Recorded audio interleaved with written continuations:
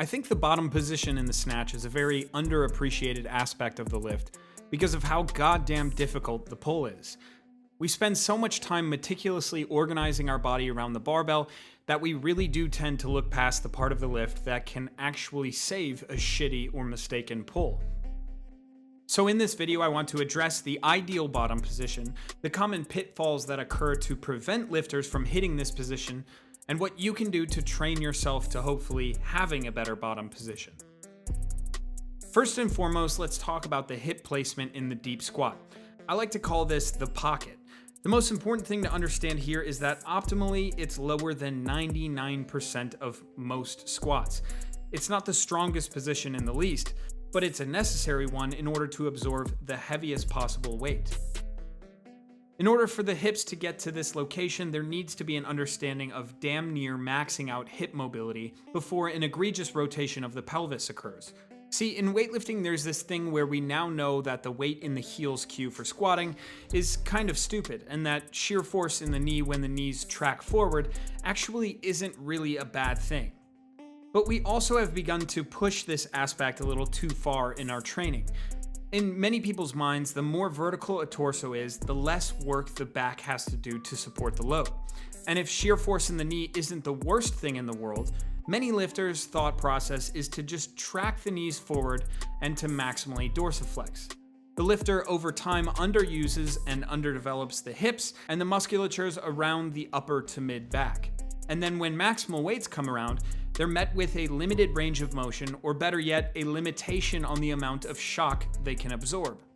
And let me be clear with this. The knees tracking forward is something that occurs in the snatch and the clean and jerk. And the reason why shear force in the knee at these positions isn't so dangerous is because a lot of the lifters who exhibit these positions have built up the resistance to the shear force. However, what I'm talking about is a compensation wherein the lifter underutilizes the hips entirely. So a fix to this is to have maximal flexion in the hip by way of a visible lower hip position than the knee crease. There should be a visible close proximity of the femur to the torso, as well as the fibia and tibia to the femur. The visibility of this will be different from person to person because of the lifter's anthropometry, but for the most part, it will remain true across the board. So here are a few things you can do to fix this problem and start hitting a proper bottom position. First, find a solid upright to grab onto, and with both feet solidly on the floor, get your hips as low as possible. Your back will round, and you'll need your hands to keep you from falling backwards. Then try to maneuver your feet so that you're able to free your hands up. You'll most likely still have rounding, but now you're only supported by your feet. Remember that if your bottom position looks like this, commonly the one that we see at the bottom of a back squat, you will only be able to lift a certain amount of weight before you have to be pushed into a lower position. Typically, being pushed lower from this position results in the hips slipping out the back and the lift being missed out front. Then, with the hips still in a noticeably low position, we should try to raise the arms as if we were in an overhead squat. With the overhead position, think scaps down, head through, eyes forward. Notice how I'm not overly concerned with an obviously anteriorly tilted pelvis. Next, try to do this with a counterweight like a kettlebell. Remember, the bottom position shouldn't look like this. It should look like this. Try to straighten out while maintaining the lower hip position. Then try to accomplish this position from the bottom up.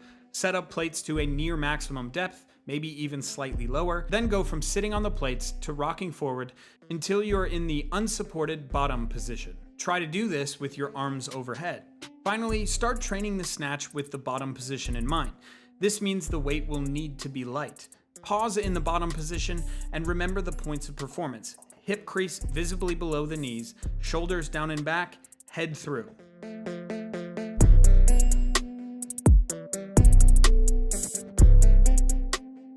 Hey guys, thank you so much for watching. If you want to support the channel and you want some cheap, affordable programming, for $1 a month, you can get all of this awesome programming that I have made and I have used on my lifters and myself, a lot of them with a lot of good success. It means the world to me if you guys can sign up, and it helps me go to different events, different national meets, and give you guys a better product. Thanks.